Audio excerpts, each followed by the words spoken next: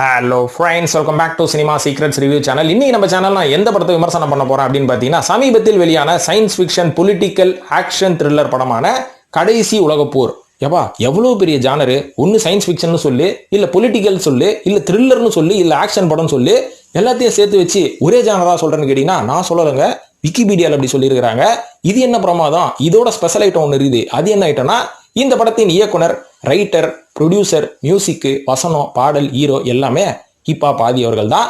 எப்படி வேற லெவலில் கான்ஃபிடென்ட் இருக்கலாங்க, ஓவர் கான்ஃபிடென்ட் இருக்கக்கூடாது அப்படின்றதுக்கு ஒரு சிறந்த உதாரணம் நம்ம ஹிப்ஹாப் ஆதி தான். எதனாலன்னு பார்த்தீங்கன்னா, 15 கோடி ரூபா செலவு பண்ணி இந்த படத்தை எடுத்திருக்காரு.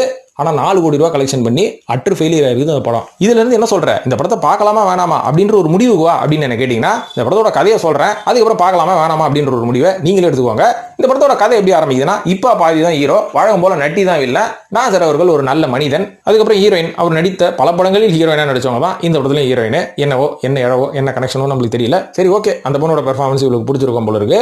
ஸோ ஹிப்ஹாப் ஆதி அவர்கள் யாருன்னு பார்த்தீங்கன்னா, அவர் யாருன்னு எனக்கே தெரியலங்க. படத்தில் ஏதோ ஒன்று பண்ணுகிறாரு, அவள் தான். அவர் ஒரு ஸ்டூடெண்டா, அவர் வேலை செய்கிறாரா என்னன்னு தெரியல.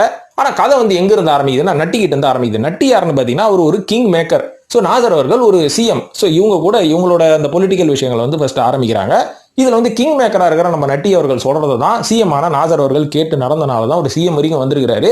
அந்த அளவுக்கு நட்டி அவர்கள் ஒரு பாலிடிக்ஸ்ல தேர்ச்சி பெற்ற ஒரு ஆளு. ஒரு காலகட்டத்தில் என்ன ஆகுதுன்னு பார்த்தீங்கன்னா, நாசர் அவர்களோட உடல் நலம் குறைஞ்சனால இனிமேல் நான் வந்து சிஎம் இருக்க முடியாது, அதனால என் மகள் ஹீரோயினா இருக்காங்க பார்த்தீங்களா, இவங்களை வந்து நான் சிஎம் ஆகிடலாம் அப்படின்ற மாதிரி முடிவு பண்ணிட்டேன் அப்படின்னு சொன்ன உடனே நட்டி அவர்களுக்கு ஒரே சந்தோஷம். ஓகே ரைட்டு, அந்த பொண்ணை வந்து நான் சொல்றதெல்லாம் கேட்க சொல்லுங்க, அவளையும் நான் சிஎம் ஆகி விட்டுறேன், ஏன்னா நான் தானே கிங் மேக்கரு அப்படின்ற மாதிரி சொல்றாரு. கடைசியில் பார்த்தா அந்த பொண்ணு நட்டி பேச்சை கேட்கறதே இல்லையா. உடனே நட்டி அவர்களுக்கு ஒரே டவுட், அது எப்படி நான் பார்த்து வளர்த்த பொண்ணு என் பேச்சை கேட்காம என்னென்னமோ ஸ்டெப் எடுத்துட்டு இருக்கிறா, அவளே ஒரு சில முடிவுகள்லாம் எடுக்கிறா, அந்த அளவுக்கு அவளுக்கு வந்து அறிவு கிடையாது, ஒரு தத்தியாச்சே, அப்படிதானே நான் வளர்த்துருக்கேன் அப்படின்னு பார்க்கும்போது தான் தெரியுது இவளுக்கு பின்னாடி ஒருத்தர் வந்து ஸ்க்ரூ கொடுத்துனுக்குறான். அவன் யாரான்னு தேடி கண்டுபிடிச்சா புரட்சியாளர் நம்ம ஹிப்ஹாப் ஆதி அவர்கள் தான். அட நீ தானடா, உன்னை முடிச்சு விட்டா போதண்டா அப்படின்ற மாதிரி இந்த படம் வந்து ஃபர்ஸ்ட் ஹாஃப் ஃபுல்லா ஒரு பொலிட்டிக்கல் படமா போகும்போது எனக்கே ஒரே ஆச்சரியம். அட ஆதி அவர்கள் ஏதோ 4 பில்லாக்கா பசங்களை வச்சுக்கிட்டு மியூசியம் முருகன் படம் எடுக்கிற பாரு, ஹாக்கி படம் எடுக்கிற பாருன்னு ஏதோ யூடியூப்ல வீடியோ போடுற மாதிரி காமெடி படம் பண்ணிருப்பாருன்னு நினைச்சா பொலிட்டிக்கல் த்ரில்லர்லாம் எடுத்துருக்கிறாருப்பா, பெரிய விஷயம்பா, பரவாயில்லப்பா, பையன் முன்னேறான் அப்படின்ற மாதிரி தான் ஃபர்ஸ்ட் ஹாஃப் வரைக்கும் நம்பி பார்த்தாங்க.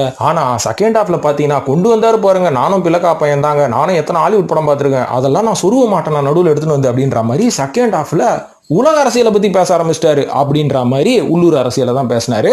ஏன்னா உள்ளூர் அரசியலை நேரடியா பேசினா செம்மடி அடிப்பாங்கல்ல, அதனால உலக அரசியல்னு சொல்லி உள்ளூர் அரசியலை கலாச்ச கதை தான் இது செகண்ட் ஹாஃப் ஃபுல்லா. என்னன்னா, அதாவது இந்த ஐநா அப்படின்றது ஒரு மொத்த நாடுகள், ஒரு சில நாடுகள், குறிப்பிட்ட நாடுகள் சேர்ந்து இருக்கக்கூடிய ஒரு அமைப்பு. இந்த அமைப்புல இருந்து சைனா உங்களோட கொள்கைலாம் எங்களுக்கு பிடிக்கலன்னு சொல்லி வெளில வந்துடுறாங்க. வந்தவொன்னு அவங்க என்ன பண்றாங்க, ரிபப்ளிக் அப்படின்ற மாதிரி அவங்க ஒரு அமைப்பு ஆரம்பிக்கிறாங்க. அந்த ரிபப்ளிக் காலப்போகுல உலகத்துல இருக்கிற பல நாடுகளை ஆக்கிரமிக்குது. அந்த வகையில இந்தியாவில் தமிழ்நாட்டை தவிர எல்லா ஸ்டேட்டையும் ஆக்கிரமிச்சிருது. தமிழ்நாட்டை மட்டும் ஆக்கிரமிக்க முடியல, ஏன்னா தமிழ்நாடுன்றது ரொம்ப பவர்ஃபுல்லான நாடு அப்படின்ற மாதிரி ஆதி அவர்களே சொல்லிக்கிறாரு.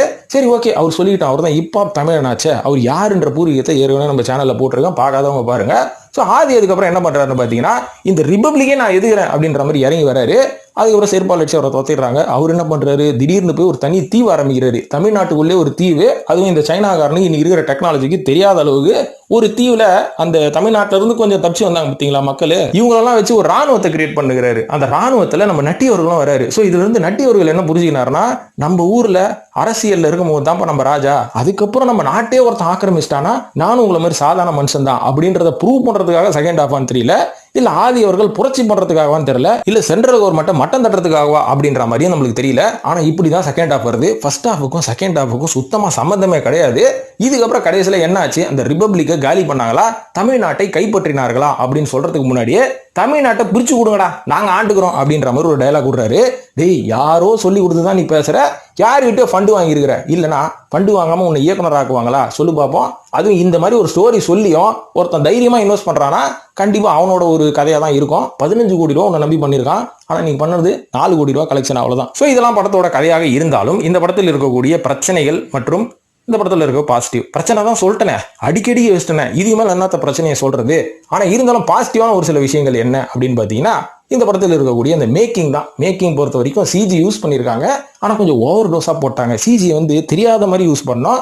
ஆட சிஜி தான்ப்பா அப்படின்னு சாமானிய மக்கள் இல்லைங்க, சின்ன குழந்தை கூட கண்டுபிடிக்கிற மாதிரி சிஜி பண்ணீங்கன்னா கொஞ்சம் திகட்டிடும். இருந்தாலும் இந்த படத்தை வந்து நம்ம ஒரு தடவை பார்க்கலாம் அப்படின்னு கேட்டீங்கன்னா, இந்த படத்துல இவர் சொல்லக்கூடிய விஷயத்த நினைச்சு நீங்க காண்டானாலும் பார்க்கணும்னு நினைச்சா பாருங்க. எனக்கு கதை நீ என்ன வேணாலும் சொல்லிட்டு போ, என்ன வேணாலும் அரசியல் பேசி, ஏதாவது ஒன்று பண்ணு, அப்படியே உட்காந்து ஏதாவது ஒன்றத்தை பார்க்கணும். வித்தியாசமா ஸ்கிரீன்ல ஓடிக்கிட்டு இருக்கணும். அதுக்கப்புறம் இந்த வசூல் ராஜா படத்துல வர ஆனந்த் மாதிரி நான் உட்காந்துக்கிறேன், நீ ஓட்டு அப்படின்ற ஒரு மனநிலையில நீங்க இருந்தீங்கன்னா இந்த படத்தை பார்க்கலாம். இல்லை இவன் சொல்ல வரான் கருத்து ஒன்றும் புரியலையே, இது ஒரு மோட்டிவேஷனல் படமா அரசியல் படமா அப்படின்னு எதிர்பார்த்து போனீங்கன்னா குழம்பி வெளில வந்துடுவீங்க. ஏன்னா இந்த ஜானரே குழப்பமா தான் இருக்குது. ஸோ இப்படி சொல்லி இந்த வீடியோ முடிச்சுக்கிறேன். இந்த வீடியோவுக்குன்ற பாருங்க, இந்த படத்துக்கு நம்ம சினிமா சீக்ரெட்ஸ் கொடுக்கக்கூடிய ரேட்டிங் 5க்கு 2.5.